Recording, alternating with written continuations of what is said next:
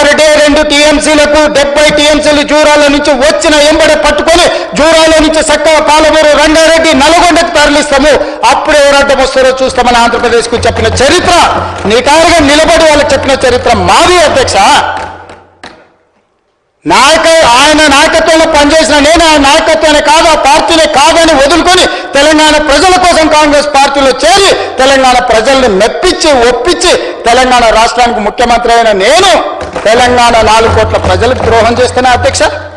ఆనాడు వారి నాయకత్వంలో ఉన్నప్పుడు తెలంగాణ బిల్లు వస్తే ఇదే బట్టి విక్రమార్క గారు ఆ కుర్చీలో కూర్చున్నప్పుడు 54 నిమిషాలు చంద్రబాబు నాయుడు గారు అక్కడ కూర్చుంటా 3వ బెంచ్లో నించున్న నేను తెలంగాణ కోసం ఏం మాట్లాడినో సజీవ సాక్షి ఈ చట్టసభలలో రికార్డులను ఒకసారి తిరిగేయండి అధ్యక్ష.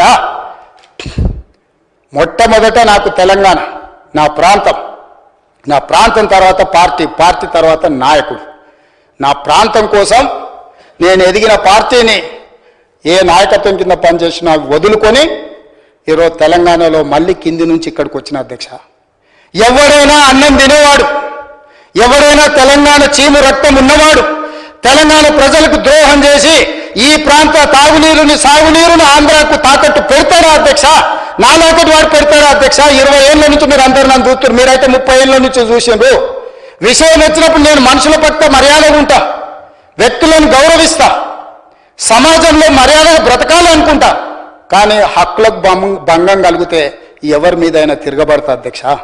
ఈరోజు తెలంగాణ నీటి హక్కుల కోసం నిలబడి కొట్లాడి వ్యూహాత్మకంగా ఎత్తుగడలతో తెలంగాణకు నీళ్లు సాధించాలి, ప్రాజెక్టులు పూర్తి చేయాలి, ఈ తెలంగాణ సస్యశ్యామలం చేయాలి. పాలమూరు బిడ్డ నల్లబల్ల అడవుల నుంచి వచ్చి ఆ ప్రాంతానికి రేపు చచ్చిన రోజు ఆ మట్టిలో కలిసే రోజు ఏం సమాధానం చెప్పాలన్న ఆలోచనతోటి ఈరోజు పాలమూరు, రంగారెడ్డి ఎత్తిపోతల ప్రాజెక్టును పూర్తి చేయడానికి నేను కంకణం కట్టుకొని బయలుదేరితే తాడు బొంగరం లేని ప్రతి వాడు ఈరోజు ఏదో ఒకటి మాట్లాడతాడు.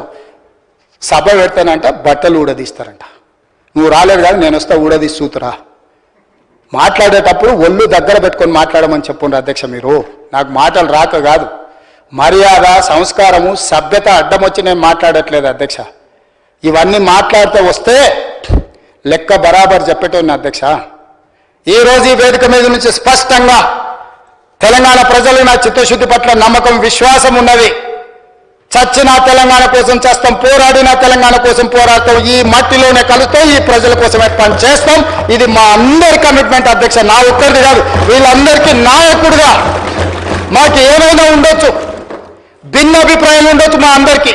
తెలంగాణ నీళ్ల విషయంలో, తెలంగాణ నిధుల విషయంలో, తెలంగాణ అభివృద్ధి విషయంలో మాకందరికీ ఏకాభిప్రాయం 100% నిక్కచ్చిగా నికార్సుగా ఈ తెలంగాణ కోసం నిలబడతాం, తలబడతాం తప్ప ఎవరికి తల వంచము. తెలంగాణ ప్రాజెక్టు నీటి హక్కులను కాపాడతాము. ఇవాళ ఉత్తమ్ కుమార్ రెడ్డి గారు ఏదైతే రాసిండ్రో 45 టీఎంసీలు మొదటి విడత, 45 టీఎంసీలు మలి విడత అనుమతులు రావాల్సిందే, లేకపోతే జూరాల నుంచి 70 టీఎంసీలు మేము తరలిస్తాం. ఇవాళ జూరాల నుంచి అక్కడికి మార్చడం వల్ల జూరాల మన ప్రాజెక్ట్, కర్ణాటక నుంచి వచ్చే కృష్ణా జలాలు, భీమా జలాలు మొదట జూరాలనే వస్తాయి. వచ్చినట్టే ఇటే తెచ్చుకుంటే ఎవరు వస్తారో చూస్తా. జగన్మోహన్ రెడ్డి వస్తాడా, చంద్రబాబు నాయుడు గారు వస్తారా, నరేంద్ర మోడీ వస్తాడా ఆపడానికి నేను కూడా చూస్తా అధ్యక్ష. ఇవాళ శ్రీశైలంకు తరలించినందుకే అంతర్రాష్ట్ర ప్రాజెక్ట్ అవడం వల్ల ఈరోజు వాళ్ళు అభ్యంతరం పెట్టడం వల్ల జూరాలలో మనం పనులు చేసుకోలేని పరిస్థితి వచ్చింది అధ్యక్ష. అనుమతి ఇచ్చిండ్రా, సరే, అనుమతి ఇవ్వకపోతే జూరాల నుంచే నీళ్లు తెచ్చుకుంటాం, ఎవరో అడ్డుకుంటారో నేను చూస్తా అధ్యక్ష. తెలంగాణ పట్ల, తెలంగాణ రైతుల పట్ల మా చిత్తశుద్ధిని ఎవడైనా ప్రశ్నిస్తే ఆయన తోలు తీస్తా అన్నాడు కదా అధ్యక్ష. తోలు తీయడమే కాదు, నాలుక కోస్తాం అధ్యక్ష. ఇంకేదైనా మాట్లాడు, ఇంకేదైనా విమర్శించు, మా చిత్తశుద్ధి, మా నిజాయితీ, మా నిబద్ధత పట్ల అడ్డగోలుగా మాట్లాడితే తోలు తీస్తాన్న వాళ్ళ నాలుక కోస్తా అధ్యక్ష.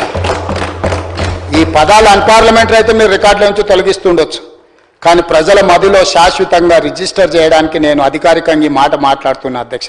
మనం ఎన్నైనా అక్బరుద్దీన్ ఓవైసీ గారు ఒక మాట చెప్పారు, अरे भाई कितना भी लड़ो कुछ भी करो, मैं राज्य के लिए नुकसान नहीं पहुंचाना, हम लोग एक कट्टा हो जाना, हम अलग अलग पार्टी का होगा, अलग अलग एजेंडा होगा, अलग अलग एजेंडा होगा, मगर हम लोग जब तेलंगाना जनता के लिए, आवाम के लिए जब काम करते हम सब लोग इकट्ठा होकर लड़ना बोल के जो अकबरुद्दीन ओवैसी जी ने कहा, इतना विजडम उनको क्यों नहीं है?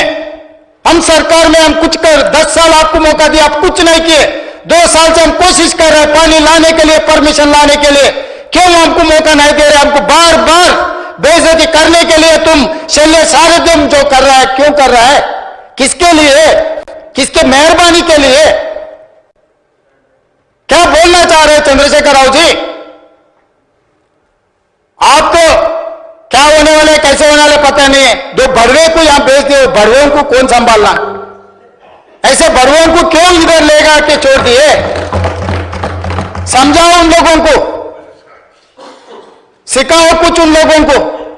यहां के बोलने के लिए क्यों उन लोगों को एमएलए चुनाए?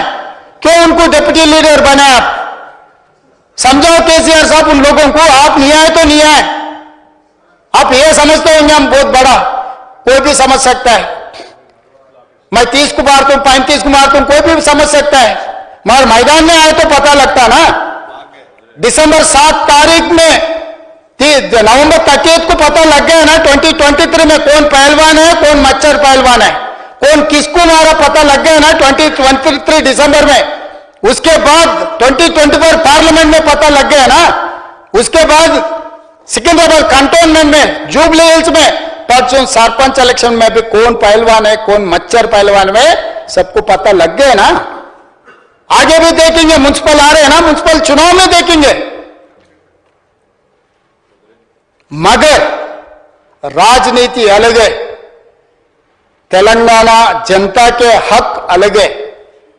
वो पानी का हो, पैसे का हो, जीने का हक हो, हम लोग सब इकट्ठा होकर हम लोग आगे जाना है। इसीलिए आज हम लोग उत्तम कुमार रेड्डी जी कुछ रेजोल्यूशन बनाने वाले, मूव करने वाले, इसमें हम लोग सब एक होकर एक ही आवाज सुनाने के लिए हम लोग उन लोगों को बुलाए। वो नहीं आए। इनॉर्मस रेजोल्यूशन के लिए सब पार्टियों को हम कॉन्फ्रेंस में लेने के लिए, रेजोल्यूशन उत्तम कुमार रेड्डी पास करवाने के लिए आज हम कोशिश किए। आप भाग गए। दिल्ली में बोलेंगे भाई बीआरएस साथ में नहीं है, बीजेपी भी साथ में नहीं है। देखो अबलू बबलू दोनों भाग गए। कम से कम बीजेपी तो भी बैठना था इनॉर्मस रेजोल्यूशन में। क्यों ये लोग तेलंगाना जनता के लिए काम नहीं करते क्या? ये क्या तरीका है अध्यक्ष जी? అధ్యక్ష, నేను స్పష్టంగా చెప్పదలుచుకున్నా. నేను ఆవేశంలో చెప్పినా, కోపంగా చెప్పినా, బాధతో చెప్పినా, అర్థమయ్యేటట్టు